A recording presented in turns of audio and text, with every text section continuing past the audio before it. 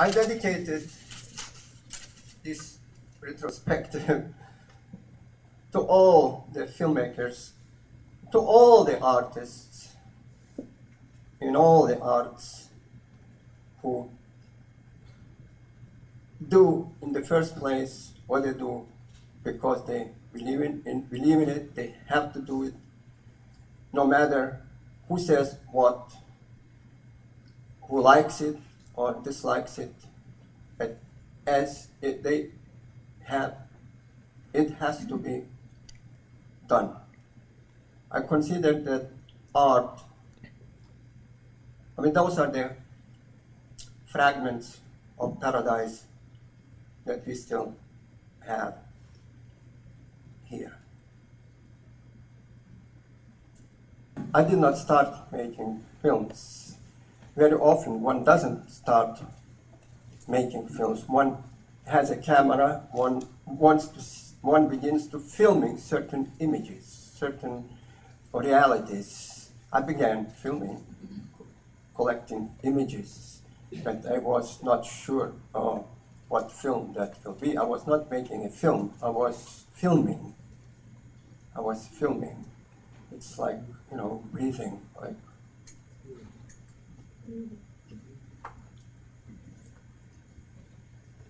It doesn't, the film takes, in any case, the kind of material, the way I ended up is that's not I don't say that everybody should, obviously not everybody makes the same kind of film, but it had to, material had to grow and more reach a certain point where it becomes a film. At first, there is only one shot, another shot, pieces of filmed life reality. It is a concentrated, maybe more concentrated film language than what you usually witness in, let's say, usual theatrical situation. And that kind of concentration was required by the content that I was interested in. We have content that sometimes that would be destroyed by that kind of technique.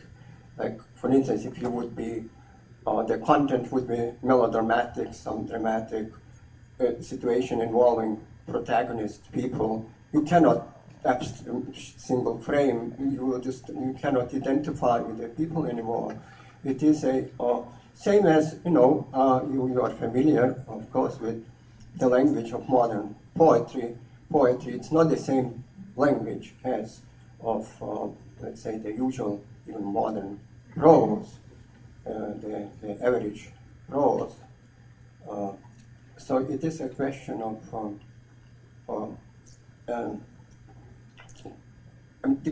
that concentration, intensification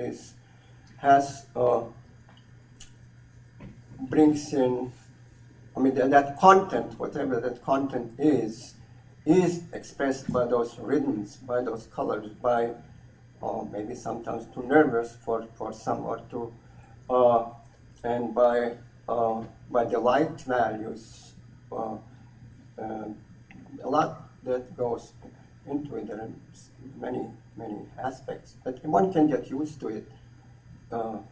This language is not very new. I did not even invent it. I maybe did different things with it, but it existed before I picked my camera, even already, or around the same time. It has been worked out by others quite extensively.